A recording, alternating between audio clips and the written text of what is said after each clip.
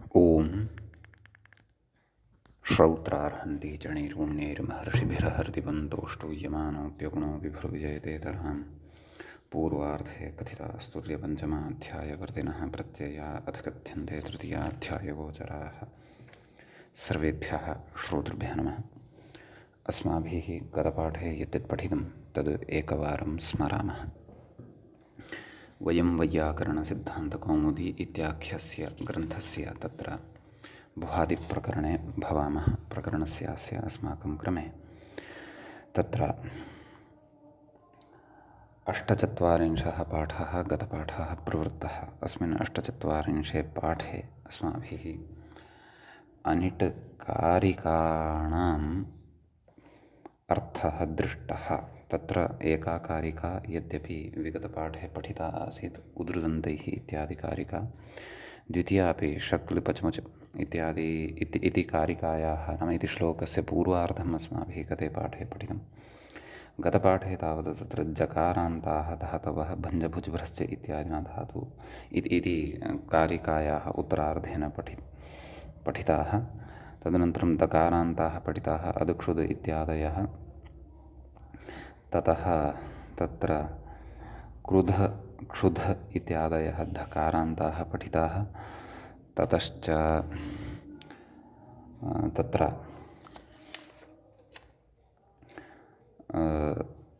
चतुर्थ्यां कारिकायां बन्धि युधि रुधि इत्यत्र बन्धयुधि इत्यादयः तत्र धातवः पठिताः। ततश्च तत्र नकारान्तेषु मन् हन् इति धातुद्वयं पठितं। पकारान्तेषु क्षिपछुप इत्यादयः धातवः पठिताः। ततश्च भकारान्तेषु रभलभ इत्यादयः पठिताः। मकारान्तेषु गमनम् इत्यादयः पठिताः। शकारान्तेषु कृषदश इत्यादयः पठिताः। षकारान्तेषु कृषत्वुष इत्यादयः पठिताः। सकारान्तेषु घसवस इति धातुद्वयं दृष्टं। हकारान्तेषु दहदिह इत्यादयः पठिताः। एवञ्च षट्सु कारिकासु तत्र नाम हलन्तानां धातूनाम् अनुदात्तानां सङ्कलनं कृतं। ततश्च तत्र मतभेदेन अन्येषामपि धातूनां सङ्कलनं भवति इत्यपि पठितं।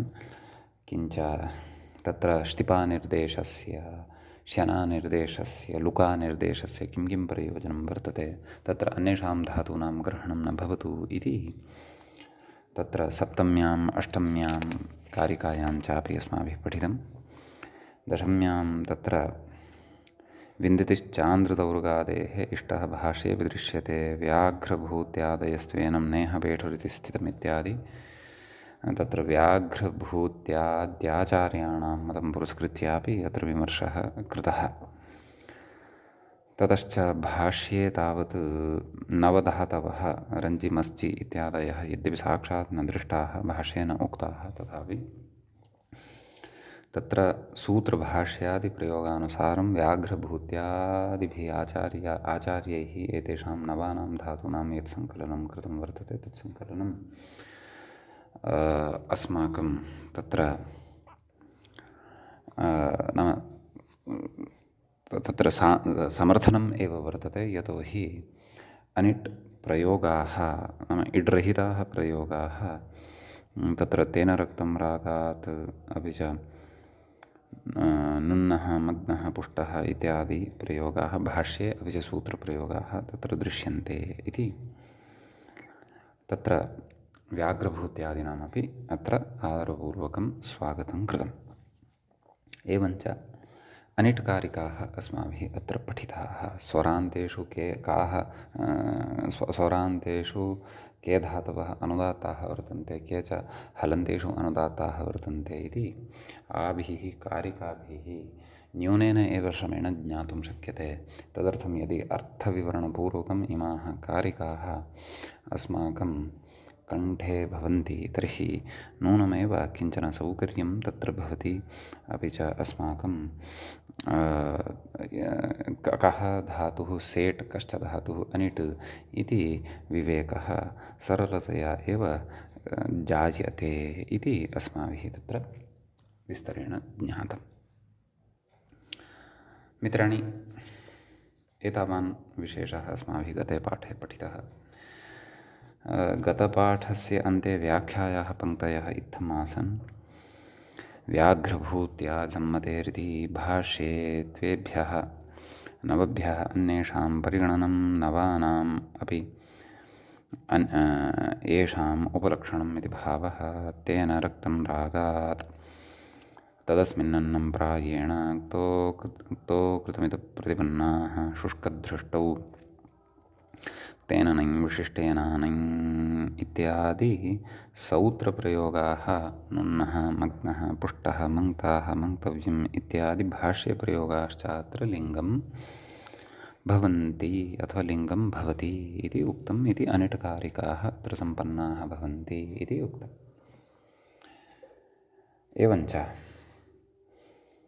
धातुपाठस्य धातुद्वयम् अपि अत्र अस्माभिः पठितं भवति। नाम प्रथमः तावत् भू इति धातुः, द्वितीयश्च एषः एध् इति धातुः अस्माभिः एधवृद्ध्यर्थकः धातुः, भू इति सत्तार्थकः धातुः इति पठितः। तत्रापि सिद्धान्ततयापि अस्माभिः ज्ञातं यत् अयम् अर्थनिर्देशस्तु तावत् इदमित्थन्तया एव स्वीकर्तव्यः इति नास्ति। यतोहि तत्र धातूनाम् अनेकार्थत्वं भवति। तत्र सूत्रकारस्य व्यवहारः बहुधा तत्र दृश्यते एतस्य सिद्धान्तस्य ज्ञापने, यत् धातूनाम् अनेकार्थत्वं भवति इति वक्तुम्। इति तत्र अयम् एतावान् विशेषः अस्मिन् 48 पाठे अस्माभिः भुवादिप्रकरणस्य पठितः। अधुना तावत् भुवादिप्रकरणस्यास्य 49 पाठः अथवा तत्र 49 पाठः अस्माकं क्रमे तत्र आरब्धो भवति। 49 अस्मिन् पाठे वयम् इदानीं तृतीयस्य धातोः तत्र आरम्भं कुर्मः पठनस्य। तत्र सैद्धान्तिकाः विशेषाः ये भविष्यन्ति तेऽपि वक्ष्यन्ते। एतावता अस्माभिः धातुद्वये पर्याप्तः सिद्धान्तः तत्र पठितः। समीचीनं। तत्र धातुः वर्तते स्पर्धसङ्घर्षे इति तृतीयः धातुः पाणिनीयधातुपाठे भवति। तत्र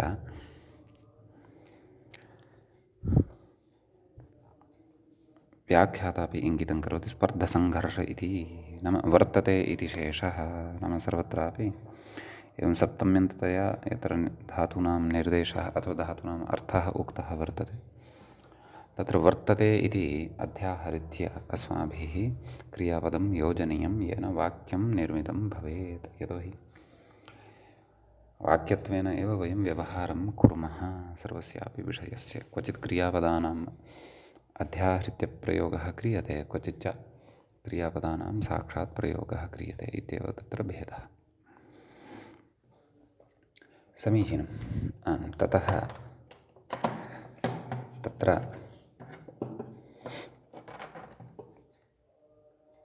नाम अग्रे उच्यते व्याख्यात्र पराभिभवेति मूले अर्थः उक्तः वर्तते। स्पर्धसङ्घर्षे इत्युक्तं खलु, तर्हि ततः अग्रे उक्तं सङ्घर्षो नाम कः इति चेत् अग्रे उच्यमानं वर्तते सङ्घर्षः पराभिभवेच्छा इति। नाम पराभिभवस्य इच्छा या भवति सा सङ्घर्षः इत्युच्यते। एवं खलु। तर्हि तत्र उच्यते अग्रे व्याख्याता कथयति परस्य अभिभवः पराजयः। तर्हि पराभिभवः नाम कोऽर्थः? पराभिभवस्य इच्छा सङ्घर्षः भवति इत्युच्यते। परन्तु को नाम अयं पराभिभवः इति चेत् तत्र उच्यते पराजयः इति। पराजयः पराभिभवः भवति इति भावः।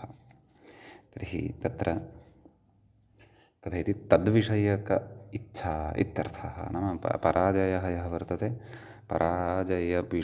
विषयिणी या इच्छा भवति, नाम कस्यचित् पराजयः कर्तव्यः अथवा अहं विजयी स्यां, नाम प्रतिद्वन्द्वी यः अस्ति सः पराजयं प्राप्नुयात् इति एतादृशी इच्छा, तादृश इच्छायाम् अयं स्पक्थ इति धातुः प्रयुज्यते इति भावः।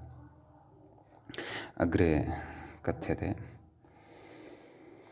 आम् ननु अत्र इच्छायां पराभिभवस्य कर्मतया, एवं खलु, नाम पराभिभवस्य इच्छा इत्युच्यते खलु।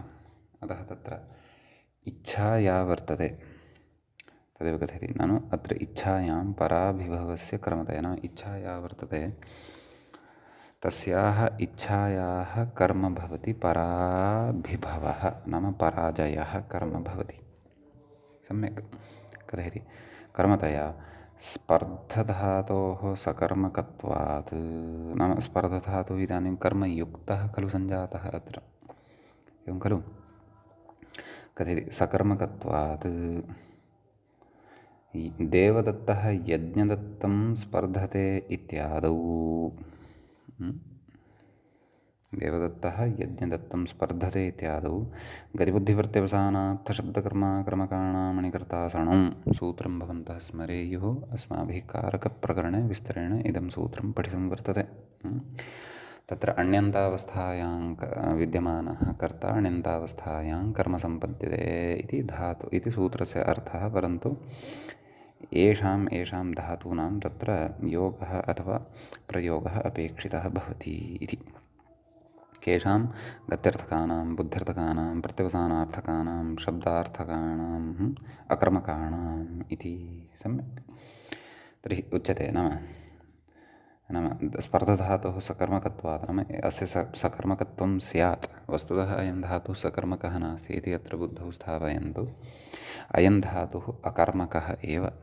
सम्यक् अकर्मकत्वञ्च कथम् अस्य भवति, न भवेत् खलु इत्येव अत्र अस्माभिः अधुना प्रतिपाद्यमानं वर्तते। परन्तु आदौ तत्र पूर्वपक्षः अस्ति एषः, ननु इत्यतः आरभ्य तदेव उच्यमानं वर्तते।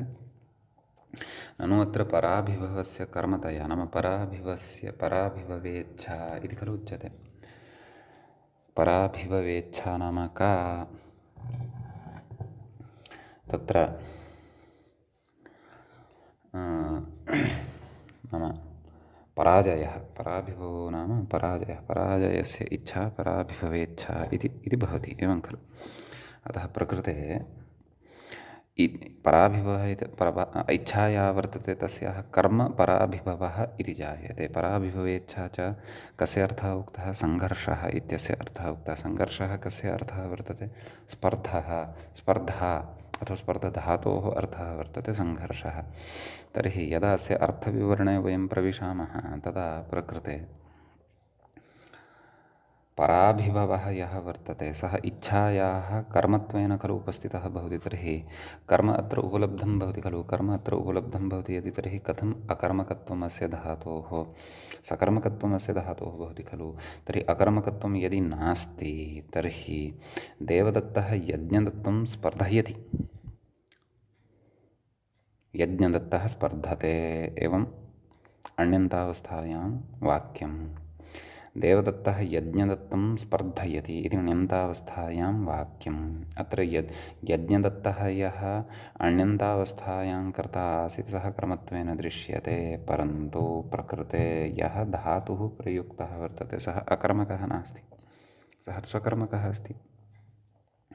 मानवः तत्र किमुच्यते, गतिबुद्धिप्रत्यवसानात् शब्दकर्मा कर्मकाणाम्, अयं धातुः गत्यर्थकः नास्ति, बुद्ध्यर्थकः नास्ति, प्रत्यवसानार्थकः नास्ति, कर्मार्थकः नास्ति, अवशिष्टः एकः अर्थः तत्र अकर्मकः। तर्हि अकर्मकः अयं धातुः वस्तुतः भवति, अतः एव तत्र अकर्मकस्य धातोः अकर्मिकायाः क्रियायाः यः कर्ता अण्यन्तावस्थायां सः अण्यन्तावस्थायां कर्म सम्पद्यते इति यदुच्यते तन्न खलु अत्र सम्पद्येत। कुतः? यतो हि प्रकृते अयं धातुस्तु तत्र कर्मयुक्तः दृश्यमानः वर्तते, भासमानः वर्तते। कुतः? यतो हि प्रकृते इच्छा या वर्तते तस्याः परिभवः कर्मत्वेन अत्र ज्ञायमानः वर्तते, अतः अत्र कर्म वर्तते इति कृत्वा तर्हि गतिबुद्धिवृत्त्यवसानार्थशब्दकर्माकर्मकाणामणि इत्यत्र अकर्मकत्वं पुरस्कृत्य स्पर्धधातोः अण्यन्तावस्थायां यः कर्ता सः अण्यन्तावस्थायां कर्म कथं वा भवितुम् अर्हति इति प्रश्नः जायते। तदेव नाम इत्यादौ गतिबुद्धिवृत्त्यवसानात् इति अकर्मककार्यं कथं, अकर्मककार्यं किं तत्र? तदेव अकर्मकक्रियां पुरस्कृत्य तत्र नाम अण्यन्तावस्थायां यः कर्ता सः अण्यन्तावस्थायां कर्म सम्पद्यते इति खलु उच्यते। तथा चेत् अत्र कथं वा देवदत्तः यज्ञदत्तं स्पर्धयति इति प्रयोगः सङ्गच्छेत। तत्र कथं वा कर्मत्वं नाम प्रयोजककर्तुः कर्मत्वं कथं वा स्यात्, एवं खलु इत्यतः आह नाम इति पूर्वपक्षः वर्तते। अतः तस्य समाधानमुच्यते। भोः, सम्यक् भवता अत्र कर्मणः अन्वेषणं कृतं। कर्म प्रकृते वर्तते, इच्छायाः नाम धातोः यः अर्थः सङ्घर्षः, सङ्घर्षस्य च यः अर्थः पराभिभवेच्छा, तत्र इच्छा या वर्तते तस्याः कर्म वर्तते पराभिवः। अतः पराभिवः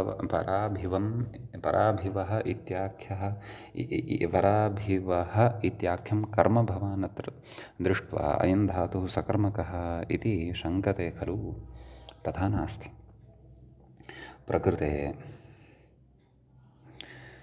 अयं धातुः अकर्मकः एव।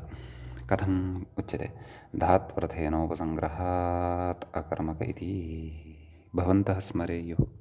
कारकप्रकरणे अयं विषयः आगतः, तत्र मूले एव क्वचित् आगतः। मया एषा कारिका चापि तत्र उक्ता आसीत्। नाम सकर्मकक्रिया अपि अकर्मकत्वं कथं भजते, नाम सकर्मकः धातुः अपि कथम् अकर्मकत्वं भजते। तत्र चत्वारः प्रकाराः कारकप्रकरणे उक्ताः आसन्, प्रसिद्धाः च। तत्र शब्दकौस्तुभग्रन्थाख्या काचित् कारिका अपि मया विस्तरेण व्याख्याता आसीत्, भवन्तः स्मरेयुः। तत्र तन्नाम किम् इत्युच्यते? नाम धातोरर्थान्तरे वृत्तेः धात्वर्थेनोपसङ्ग्रहात् प्रसिद्धेरविवक्षातः कर्मणो कर्मिका क्रिया इति तत्र काचित् कारिका उक्ता आसीत्। यद्यपि सा कारिका मूलग्रन्थे तु इतोपि नागता वर्तते, अग्रे आगमिष्यति। अग्रे अस्माभिः तस्याः कारिकायाः व्याख्यानं करिष्यते। परन्तु तत्र चत्वारः प्रकाराः उक्ताः। नाम सकर्मकोऽपि धातुः कथम् अकर्मकः सिद्ध्यति, तत्र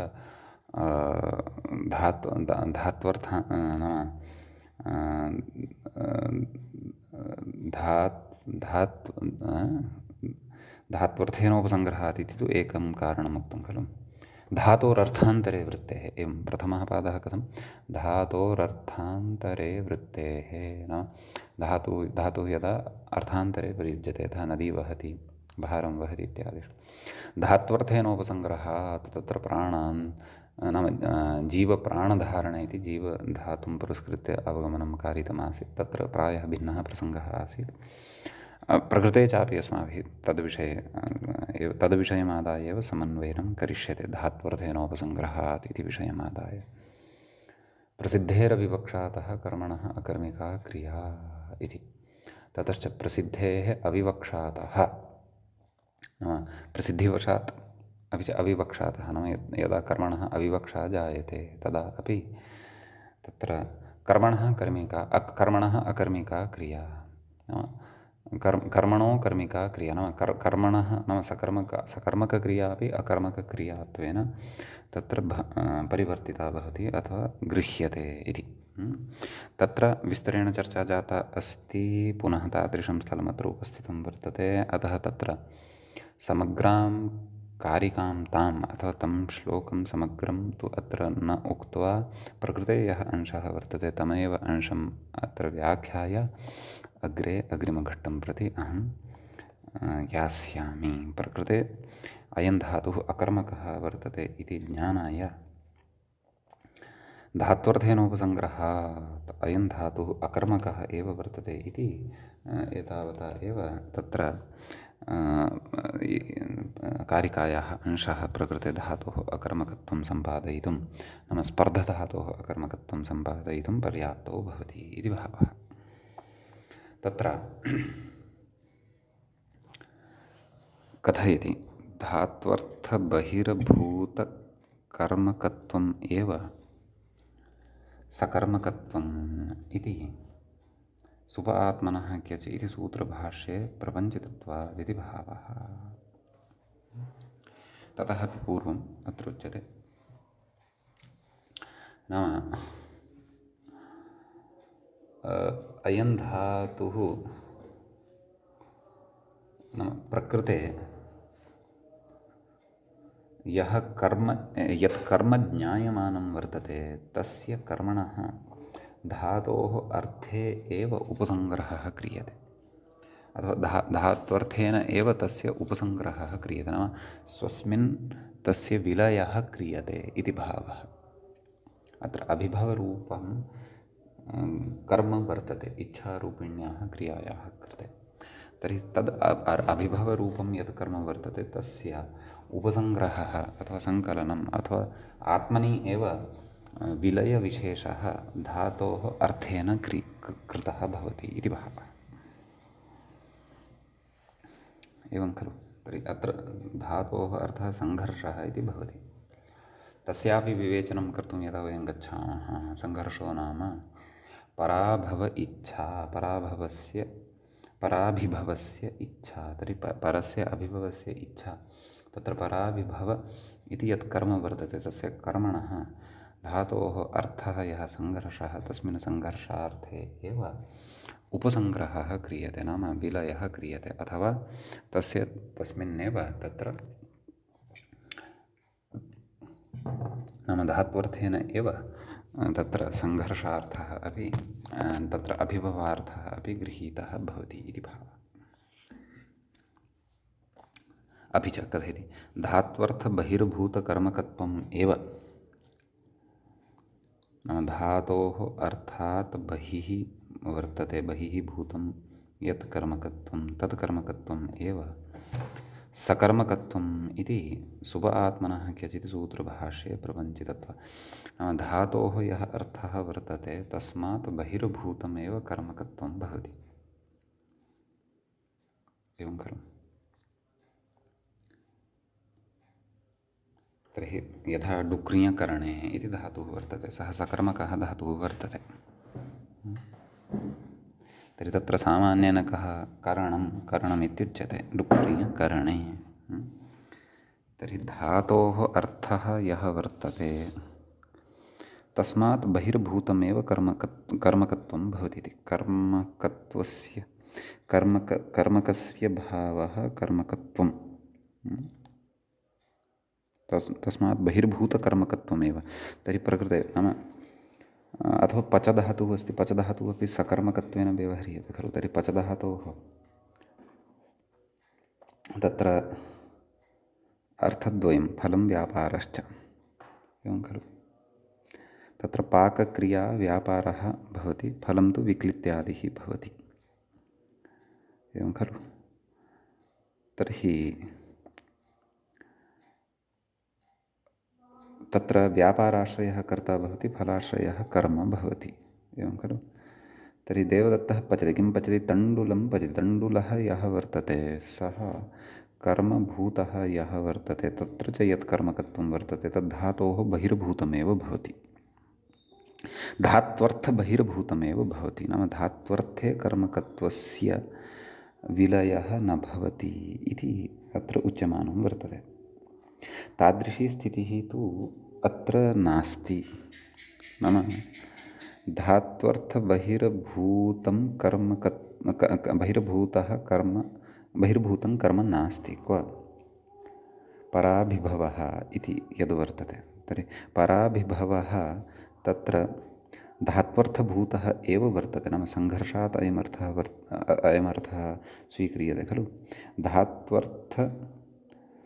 धात्वर्थबहिर्भूतः नास्ति परन्तु धात्वर्थे एव तस्य उपसङ्ग्रहः वर्तते धात्वर्थात् बहिः पराभवः नास्ति इति यथा पचति इत्यादौ पच इत्यस्य फलं व्यापारश्च नाम विक्लित्तिः अपि च पाकक्रिया इति अर्थद्वयं भवति ततः बहिर्भूतः एव तण्डुलरूपः कर्म भवति तण्डुलः तस्य अर्थः नास्ति परन्तु प्रकृते तु नाम धात्वर्थः यः वर्तते सङ्घर्षः तस्मात् बहिर्भूतः पराभिभवः नास्ति इत्यर्थः पराभिभवः धात्वर्थे एव अन्तर्भवति अतः धात्वर्थे एव तस्य उपसङ्ग्रहात् तस्य कर्मकत्वं न भवति अतः भाष्यादेव एषा युक्तिः उद्ध्रियते इति भावः अतः प्रकृते तदेव नाम इति विषयः अस्माभिः न उच्यते परन्तु सुप आत्मनः क्यचि इति सूत्रे भाष्ये अयं विषयः उक्तः वर्तते इति भावः अतः कर्म अत्र पराभिभवरूपः यः उक्तः अथवा दृश्यमानः वर्तते तत्कर्म तु नाम अस्माभिः तस्य कर्मणः तु अत्रैव उपसङ्ग्रहः धात्वर्थे एव उपसङ्ग्रहः भवति धात्वर्थात् बहिर्भूतं तत्कर्म नास्ति तच्च वस्तुतः अस्माभिः धातूनाम् अर्थं सम्यक्तया विज्ञाय तत्र निर्णेतुं शक्यते यथा मया उदाहरणाय तत्र देवदत्तः ओदनं पचति इत्यादिषु अथवा तण्डुलं पचति इत्यादिषु समन्वयनं कृत्वा दर्शितमेव तद्वत् अपि च भाष्यस्य अस्य लक्षणस्य तत्र समन्वयनं कृत्वा अस्माभिः विमर्शः कर्तव्यः इति आवश्यकता भवति समीचीनं ततः तत्र आम् अग्रे उच्यते व्याख्यात्र न चैवं सति पदव्यवस्थायां स्पर्धायामानः इत्यत्र कृष्णश्चाणूरम् आह्वयते स्पर्धते इत्यर्थः इति मूलग्रन्थविरोधः इति वाच्यम् एवं खलु तत्र पदव्यवस्था नाम तत्र आत्मनेपदत्वं वा परस्मैपदत्वं वा भवतु इति तत्र स्पर्धायामानः इत्यनेन आत्मनेपदत्वम् उच्यते नाम आङ्पूर्वकः ह्वे इति धातुः यदि वर्तते तर्हि तत्र स्पर्धार्थे गम्यमाने आङ्पूर्वकः ह्वे धातुः यः वर्तते तस्मात् आत्मनेपदसंज्ञकः प्रत्ययः भवति इत्युच्यते एवं खलु तर्हि तत्र किं तत्र उदाहरिष्यते अग्रे कृष्णश्चाणूरम् आह्वयते इति नाम कृष्णः यः वर्तते सः चाणूरम् आह्वयते नाम तत्र पदद्वारा एव ज्ञायते अत्र स्पर्धार्थः वर्तते सूत्रमेव वर्तते किं स्पर्धायामानः आङ् इत्येतस्मात् परतः स्पर्ध इति धातुः यदि प्रयुक्तः भवति ततः नाम क्षन्तव्यः ह्वे इति धातुः यदि प्रयुक्तः भवति तदा तत्र अपि च तदेव स्पर्धार्थे तत्र त इति नाम आत्मनेपदप्रत्ययः भवति इति भावः स्पर्धायां गम्यमानायाम् आङः परतः ह्वे इति धातोः आत्मनेपदसंज्ञकः प्रत्ययः भवति इति अग्रे वक्ष्यते तर्हि तत्र उच्यते कथयति इति पदव्यवस्थायां कथयति कृष्णश्चाणूरम् आह्वयते नाम कृष्णः चाणूराख्यस्य दैत्यस्य तत्र आह्वानं करोति स्पर्धार्थम् आगच्छतु स्पर्धां कुर्मः स्पर्धाव्याजेन तं हन्ति च पश्चात् अस्तु कथयति इत्यर्थे इति मूलग्रन्थविरोधः इति वाच्यं नाम मूलग्रन्थस्य विरोधः इति न वक्तव्यं कुतः कथयति तत्र स्पर्धेः अभिभवपूर्वक आह्वाने वृत्तेरित्यलं नाम स्पर्धधातुः यः वर्तते सः अभिभवपूर्वकं तत्र केवलः अभिभवार्थः एव न विवक्षितः वर्तते सम्यक्। तत्र तु पूर्वकत्वेन आह्वानमपि विवक्षितं वर्तते।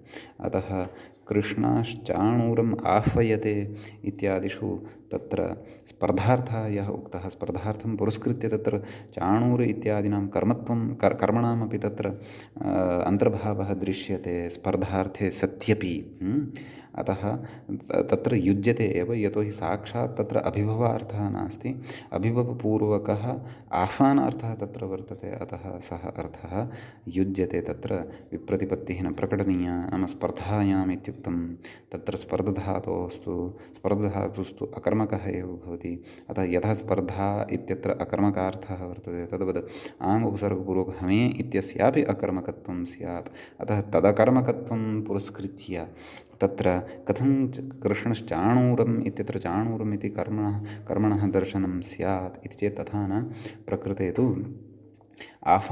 नाम अभिभवपूर्वकम् आह्वानं तत्र विवक्षितं वर्तते, केवल अभिभव विषयः एव तत्र नास्ति। अतः तत्र सकर्मकत्वमेव युज्यते। चाणूर इत्यस्य कर्मकत्वेन एव ग्रहणं तत्र युज्यते इति भावः। सम्यक्। इति कश्चन विशेषः स्पर्धधातोः अर्थविषये अत्र कथितः, यश्च अस्माभिः तत्र बुद्धौ नूनमेव स्थापनीयः। समीचीनं। ततः अग्रे कथयति। स्पर्धत इति नाम मूले तत्र क्रियापदं प्रदत्तं वर्तते खलु, स्पर्धते इति। कथयति कथन्ताः 36 अनुदात्तेतः इति उक्तेः आत्मनेपदम्। एवं खलु पूर्वमुक्तम् अस्ति खलु। नाम कथन्ताः नाम कत्थधातुः यावत् वर्तन्ते एतद्धातोः आरभ्य कथ इति धातुं यावत् 36 ये धातवः वर्तन्ते ते सर्वेपि अनुदात्तेतः वर्तन्ते। अतः तेभ्यः आत्मनेपदसंज्ञकः प्रत्ययः वक्तव्यः इति पूर्वमुक्तं खलु। कथयति अनुदात्तेतः इत्युक्तेः आत्मनेपदं। कथयति एतद्धातुवत् लटि रूपाणि इति भावः। एतद्धातुः तत्र लटि रूपाणि भवन्ति। तर्हि कथं रूपाणि? स्पर्धते, स्पर्धेते, स्पर्धन्ते, स्पर्धसे, स्पर्धेथे, स्पर्धत्वे, स्पर्धे, स्पर्धावहे, स्पर्धामहे। सर्वापि प्रक्रिया तत्तत्प्रक्रियासम्बन्धिनी तानि सूत्राणि यानि एतद्धातुसन्दर्भे अस्माभिः प्रयुक्तानि तानि अपि बुद्धौ अस्माभिः स्थापनीयानि। आतोङितः अपि च टितात्मनेपदानां टेरे इत्यादीनि सर्वाणि अपि सूत्राणि तत्र वक्तव्यानि, रूपाणां च निर्माणं कर्तव्यं। यतोहि अग्रे यदा प्रक्रियासिद्धिः करिष्यते तदा अस्माकं अस्य नाम एतद्धातुपठनसन्दर्भे ये तत्र धातवः पठिताः तेषाम् अर्थस्य अपेक्षा नूनमेव अग्रे भविष्यति। सम्यक्। अग्रे कथयति। तर्हि लट्लकारस्य रूपाणि जातानि। लिटः विषये चर्चां करोति। धातोः इजादित्वाभावात् नाम अयं स्पर्धधातुः इजादिः नास्ति, अयं तु हलादिः वर्तते। इजादित्वाभावात् इजादेश्च इति लिट्यान्न न लिटि परतः इजादेश्च गुरुमतो नृच्छः इत्यनेन आम् इत्यस्य अनुप्रयोगः एतद्धातुपठनसन्दर्भे दृष्टः खलु। अतः प्रकृते इजादेश्च गुरुमतो नृच्छः इत्यनेन लिटि परतः आम् न भवति इति भावः। एवं खलु। कथयति अतएव नानुप्रयोगोऽपि नाम अतः कारणादेव प्रकृते अनुप्रयोगः अपि न भवति इति भावः। सम्यक्। ततः कथयति किन्तु नाम अनुप्रयोगः केषां कृभ्वस्ति योगे कृभ्वस्तयः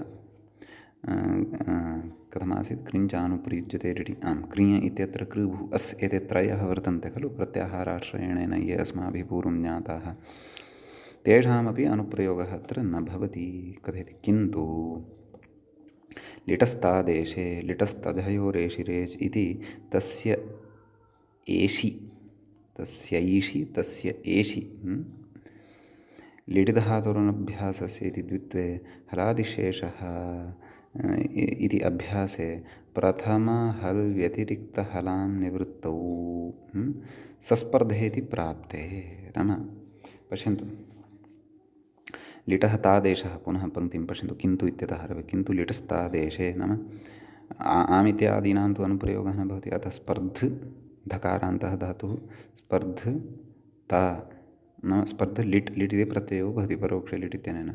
त इत्यस्य स्थाने कथयति तादेशे लिटस्तझयोरिशिरेश् इति तस्य एष्, नाम एतेन सूत्रेण तस्थाने एष् भवति, ए इति अवशिष्यते, एवं खलु। स्पर्ध ए कथयति लिटिधातुरनभ्यास इति द्वित्वं भवति, स्पर्ध ए हलादिशेषः, नाम इत्यनेन अभ्यासस्य आदिहल् शिष्यते, अन्ये हलौ लुप्यन्ते, एवं खलु। अतः स्पर्ध इति अभ्यासः वर्तते पूर्वोऽभ्यासः इत्यनेन।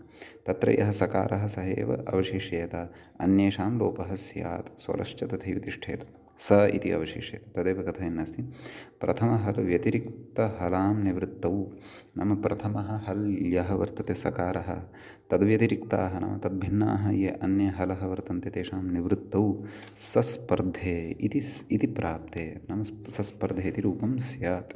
सस्पर्धे इति रूपं तु नापेक्षितम्, अनिष्टं रूपं, यद् इष्टं रूपं वर्तते तत्तु तत्र पस्पर्धे इति रूपं वर्तते। अतः तच्च रूपम् अस्माभिः साधनीयं, परन्तु हलादिशेषः इति या व्यवस्था पूर्वम् अस्माभिः पठिता वर्तते, एतावता या हलादिशेषः इति व्यवस्था पठिता वर्तते, तस्याः व्यवस्थायाः प्रवृत्त्या तु प्रकृते सस्पर्धे इति अनिष्टं रूपं लभ्यमानम् अस्ति। तर्हि नूनमेव तत्र अस्याः अनिष्टतायाः रक्षणाय कश्चन विधिः अवश्यमेव तत्र उक्तः स्यात्।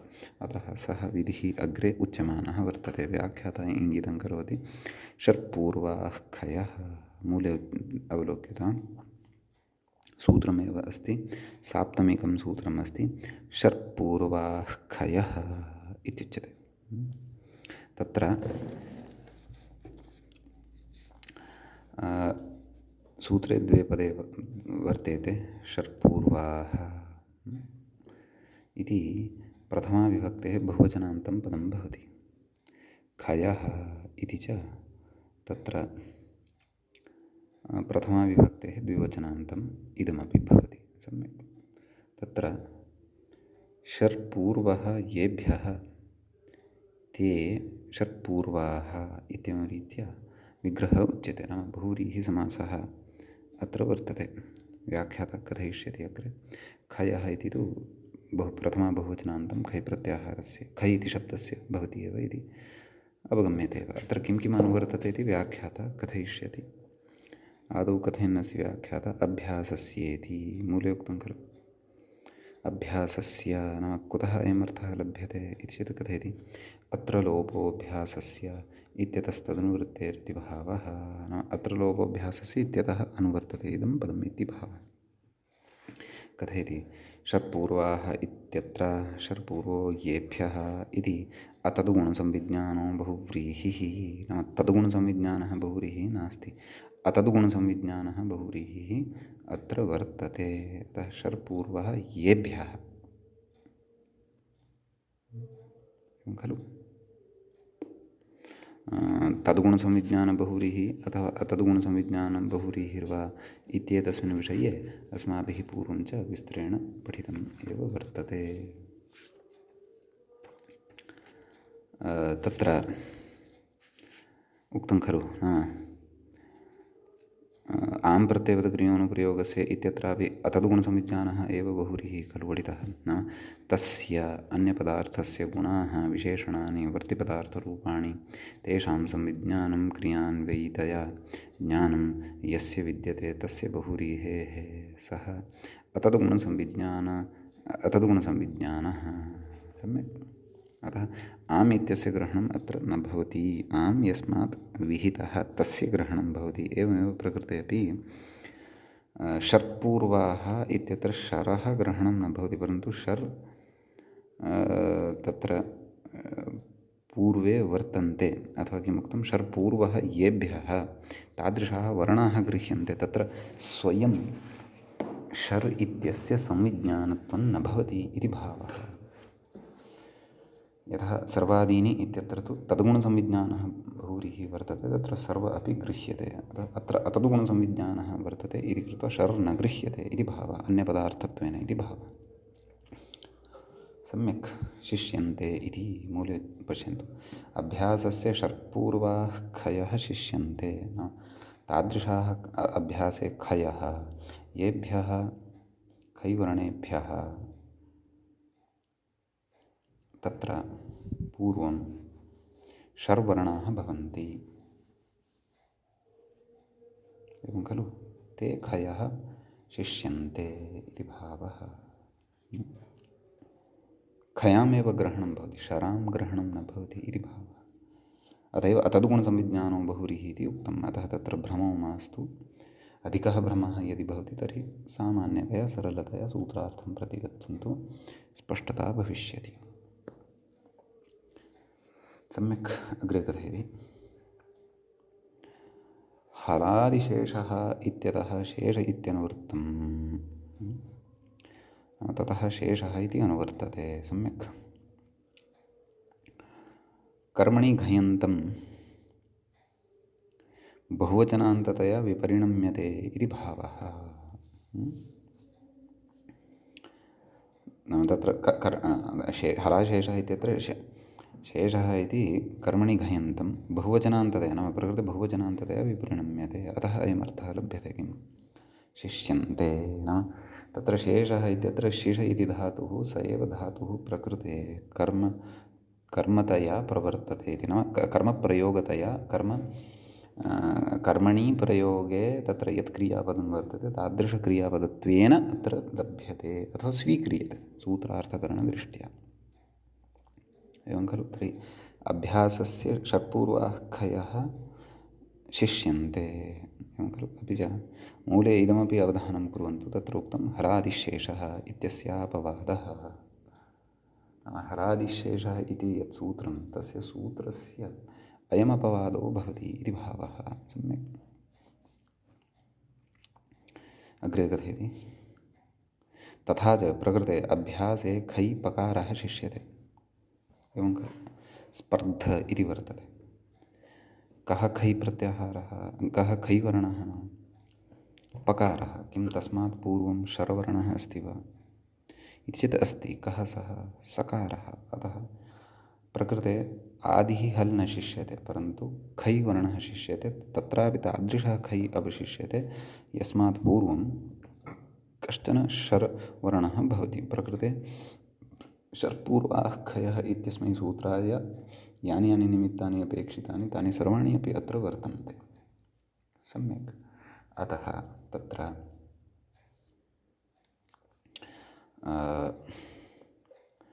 नाम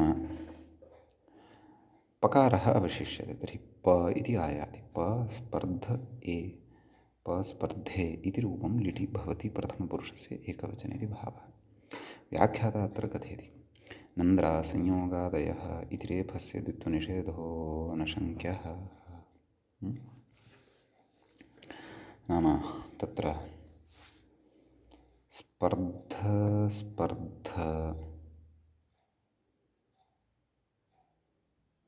इति खलु उच्यते। स्पर्ध ए इति खलु उच्यते। तर्हि नन्द्रा संयोगादयः इत्युच्यते। संयोगादयः नदराः यदि वर्तन्ते, नकार दकार रेफाः संयोगादयः यदि वर्तन्ते, तर्हि तेषां द्वित्वं न भवति। परन्तु प्रकृते स्पर्ध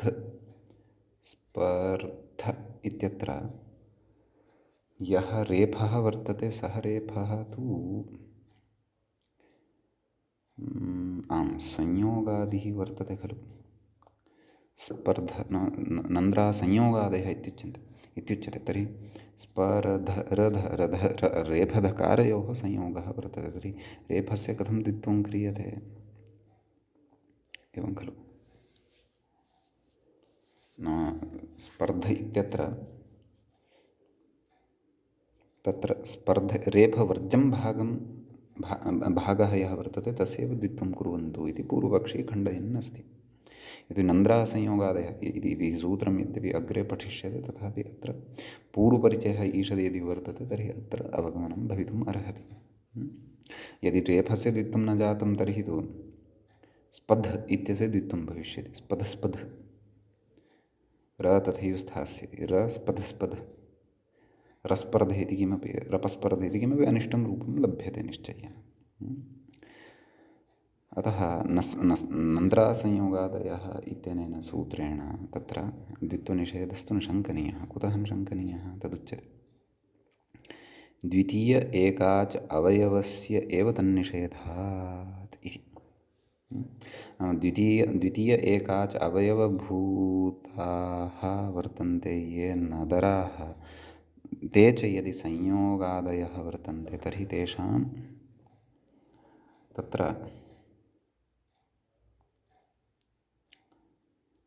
निषेधो न भवति इत्युच्यते। प्रकृते स्पर्ध इति वर्तते खलु, स्पर्ध। अतः प्रकृते द्वितीय एकाच अवयवत्वं रेफस्य नास्ति इति कृत्वा रेफस्य द्वित्वार्थं नन्द्रासंयोगादयः इत्यस्य प्रवृत्तिरपि न भवति इति भावः। सम्यक्। तर्हि स्पर्ध इत्यत्र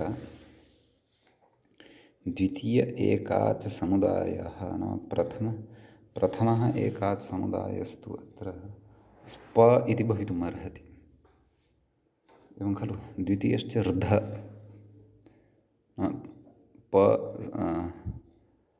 स्प इति एतद्विहाय र्ध इति अर्ध इति लभ्येत वस्तुतः। अर्ध इति अर्ध नाम द्वितीय एकाचत्वेन अर्ध इति स्वीकृतं चेदपि तर्हि तत्र तस्य एकाचकत्वं लभ्यते एव खलु। किमुच्यते? द्वितीय एकाच अवयवस्य एव। तर्हि स्पर्ध इत्यत्र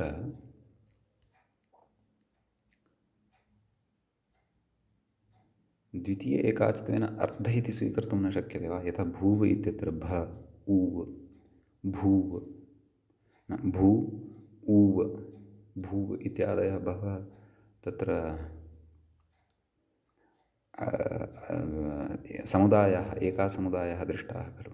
नन्द्राः संयोगादयः इति सूत्रं कथयति अचः पराः संयोगादयः नदराः द्विर्न भवन्ति इति। अचः परः नाम अचः परत्वमपि तेषाम् अपेक्षितं। तर्हि प्रकृते अचः परत्वं नाम तस्य धातोः अजादित्वम् अपेक्षितं वस्तुतः। एवं खलु। अतएव अचः परस्य इति अर्थः आगतः खलु। यतोहि एकाचो द्वे प्रथमस्य अजादेर्द्वितीयस्य नन्द्रासंयोगादयः। तर्हि अजादेः द्वितीयस्य नाम अजादिः एव अयं धातुः नास्ति। तर्हि द्वितीय एकाच अवयवत्वम् अस्य सूत्रस्य न लभ्यते। अस्य स्पर्ध इत्यत्र विद्यमानस्य रेफस्य न लभ्यते इति भावः। तस्मात् नन्द्राः संयोगादयः इति निषेधः अत्र न प्रवर्तते। अतः रेफसहितस्य एव स्पर्ध इति धातोः द्वित्वं भवति इति भावः। सम्यक्। एवं रीत्या अत्र समन्वयनं कर्तव्यम् इति अहं चिन्तयामि। सम्यक्। कथयति तदाह पस्पर्धे इति नाम पस्पर्धे इति रूपं सिद्ध्यति इति भावः। पस्पर्ध ए नाम एष इति आदेशस्तु त इत्यस्य स्थाने कृत एव वर्तते। केन? लिटस्तजयोरेषिरेच एधते इत्यत्र यः पठितः तेन। सम्यक्। अग्रे उच्यते न च वव्रश्च इति अभ्यासे चकारः एव शिष्येत। एवं खलु। तत्र व्रश्च इति धातुः वर्तते खलु। व्रश्च व्रश्च लिट् व्रश्च व्रश्च अणल् व्रश्च व्रश्च अ व व्रश्च अ इत्येवं रीत्या उदाहरणं साध्यते खलु। एवं किल। यद्यपि मूलतः वृश्च इति भवति खलु तस्य यज्ञणः सम्प्रसारणम् इत्यनेन ऋस्थाने रेफः इति आयाति खलु सम्प्रसारणत्वेन, ततः वव्रश्च इति रूपं लभ्यते। अस्माभिः उरुत् इत्यादिषु तस्य चर्चा कृता, अग्रेपि विस्तरेण करिष्यते। तर्हि तत्र उच्यते न च वव्रश्च इति अभ्यासे चकारः एव शिष्येत। व्रश्च व्रश्च इत्यवस्थायां चकारः यः वर्तते तस्य एव शेषः स्यात् इति वाच्यं। कुतः? हलादिशेषः इत्यतः आदिः इत्यपि अनुवर्तते। नाम प्रकृते क्व अभ्यासस्य षट्पूर्वाः खयः शिष्यन्ते तत्र आदिः इत्यपि अनुवर्तते। कथयति षड्व्यतिरिक्तवर्णापेक्षया धात्वादिभूताः इत्यर्थः इति।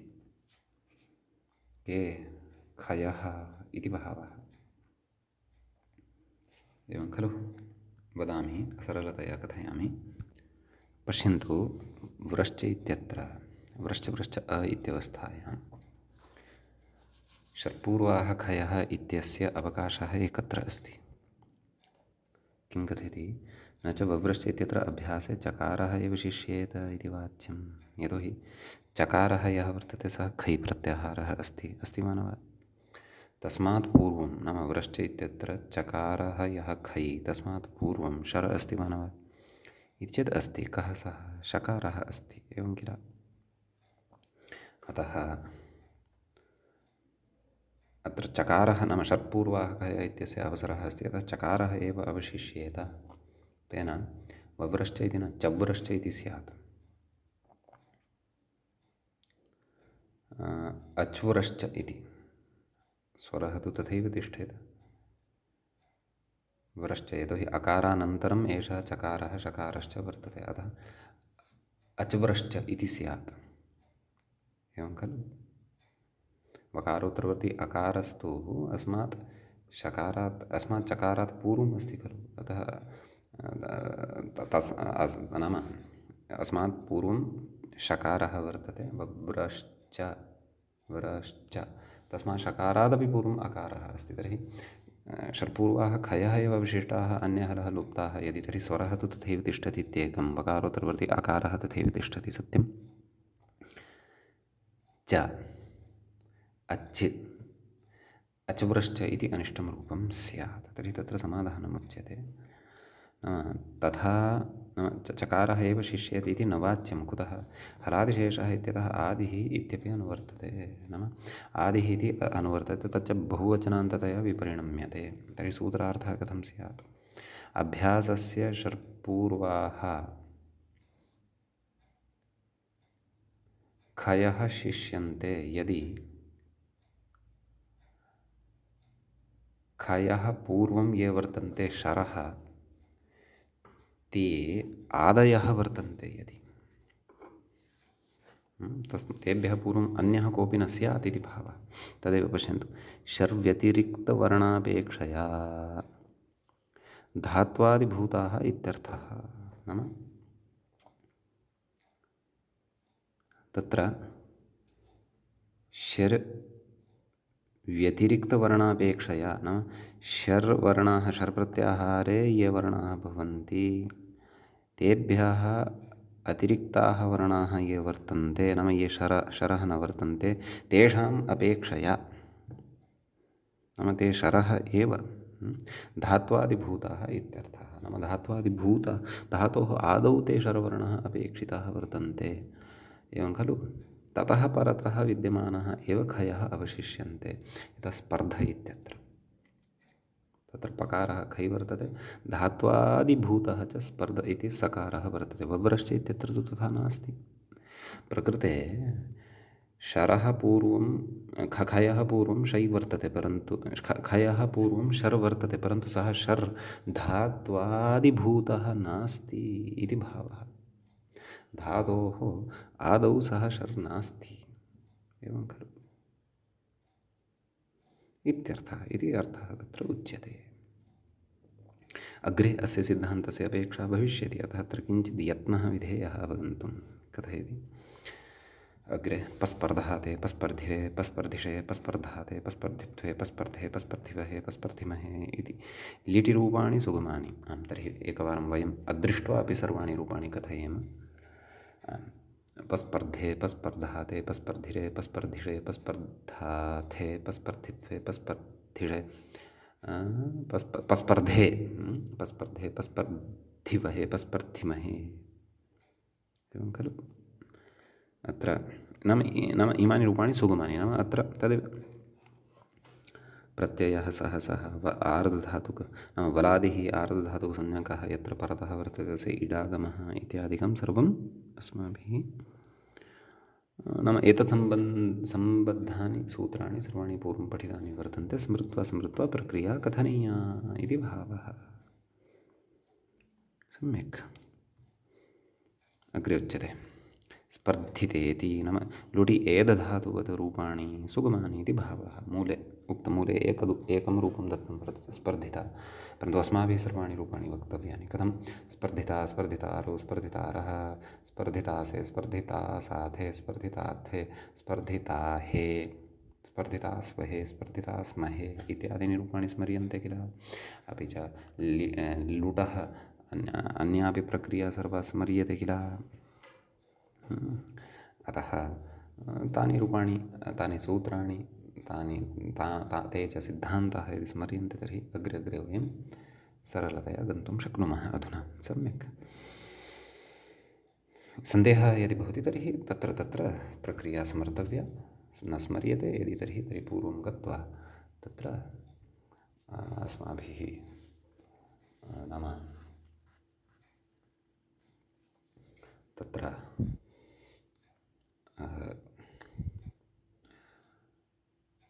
एदधातुनिरूपणावसरे या प्रक्रिया पठिता सा स्मर्तुं शक्या अथवा पुनः द्रष्टुं शक्या। कथयति स्पर्धिष्यते इति कथयति लृटि एदधातुवद्रूपाणि इति भावः। तर्हि वयं सर्वाणि रूपाणि वदामः।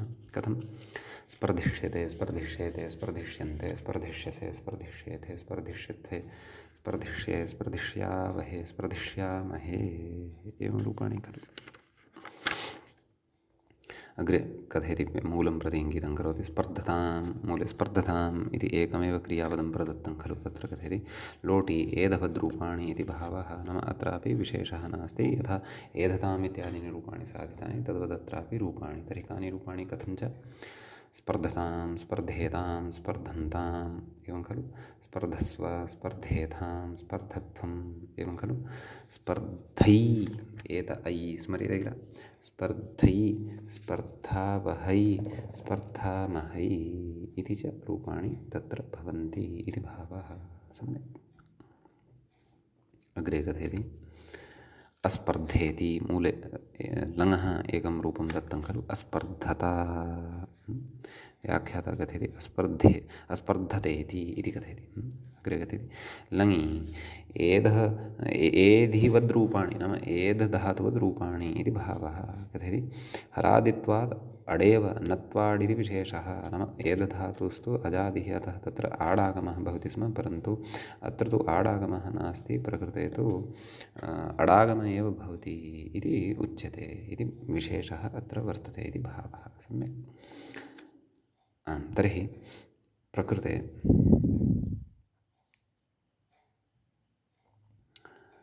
कथं रूपाणि इति चेत् तदेव एकं रूपं दत्तम् अन्यानि रूपाणि अस्माभिः स्मर्तव्यानि।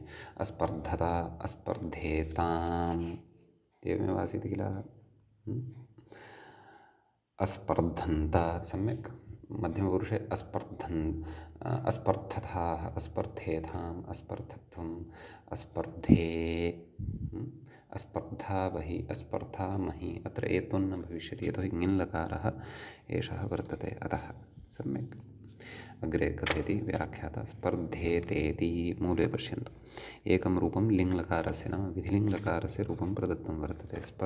स्पर्धेता अतः अन्यानि रूपाणि अत्र अस्माभिः स्वयमेव ज्ञेयानि। सम्यक्। इतः नाम लिङः रूपाणां वाचनं कथनं च अग्रिमे पाठे द्रक्ष्यामः। अद्यतनपाठः तावत् अत्रैव अस्माभिः उपसंह्रियते। अत्रैव वयं मङ्गलं कुर्मः।